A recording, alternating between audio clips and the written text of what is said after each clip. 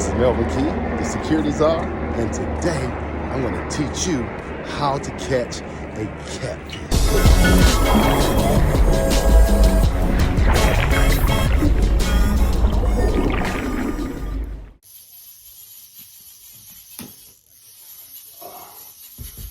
Oh, hey, and welcome to another episode of The Way I See It with the Security Czar, which just happens to be the hottest security show on the internet right now, thanks to all of you.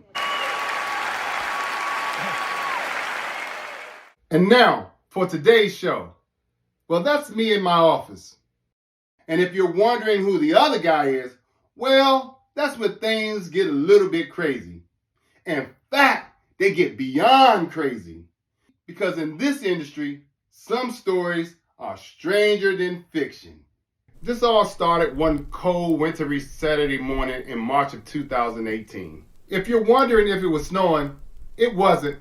I was just trying to set the scene.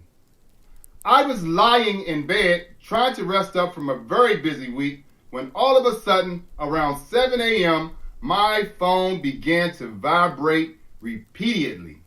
So I pick up my phone to find out what was going on. But when I pick it up, I find out that it's a bunch of emails that I'm receiving from this guy right here. And this, my friends, is where this story begins. Who is no ID friend, no ID my mentor. Now let the story begin. Let the story begin.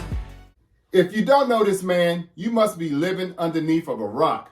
This is Dion No ID Wilson, one of the most prominent music producers and record label executives on the face of the planet. Dion is best known as the godfather of Chicago hip-hop music, making a splash back in the day with Coleman before moving on to other entertainers like Jay-Z, G-Unit, Kanye West, Alicia Keys, John Mayer, Rihanna, Drake, Nas, Rick Ross, J. Cole, Big Sean, and so many other artists that we bob our heads to on our radios and on our streaming music platforms. Dion eventually grew from premier music producer to premier record label executive, landing jobs at Def Jam, and then starting his own record label, RDM Recordings, which is a part of this story. So needless to say, when No ID rings your phone, you better answer.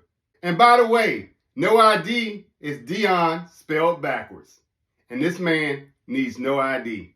Now, this is one of the emails that I received that morning. And after reading it, I was ecstatic to say the least. So I decided to go ahead and give Mr. Wilson a phone call. And this is how that phone call went.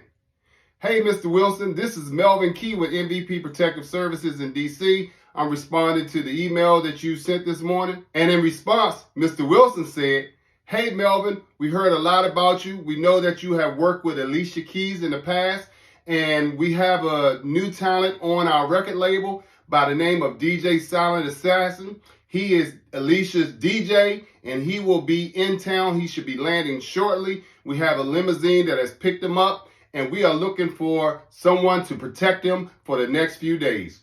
Now, I'm not going to lie, it did seem kind of strange for the head of a record label to be calling to set up security for an artist. I would expect something like that to be handled by a manager or someone much lower on the totem pole. Nonetheless, I jumped out of bed, threw on my clothes, and headed to my office. And just 45 minutes later, I see a long black limousine pull up with none other than DJ Silent Assassin. So my entire staff walks out to meet DJ Silent Assassin, and they bring him into my office so that we can have a conversation. About the same time, I get a text message from quote-unquote Dion No ID Wilson. And he says, let me know what you think about DJ. He's had a little trouble in his past, and a lot of people aren't willing to work with him. But if you're willing to work with him, I'm willing to give you more artists from my label. And my response to that was, sir, with all due respect, under no circumstances am I willing to work with anyone without first doing a risk assessment, having a security contract in place, and getting my money up front. Essentially, I threw a hand grenade in the base camp. This is where things begin to unravel for DJ Silent Assassin.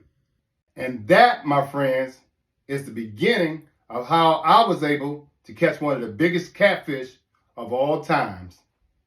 Everybody started sending me invoices as far as how much their bills were. The security team's bill was over $13,000. The driver's bill was over $8,000. And Miguel disappeared. They never got paid. If you want to hear the rest of this story, do yourself a favor. Like, share, comment, and smash that notification button, because the rest of the story is beyond belief. And also, make sure you follow me on Instagram and my other social media platforms. If you would like to consult with me about how to grow your security business or how to grow in the security or executive protection business, shoot me an email or make an appointment in my Linktree link below. I look forward to talking to you. Peace. I'm out.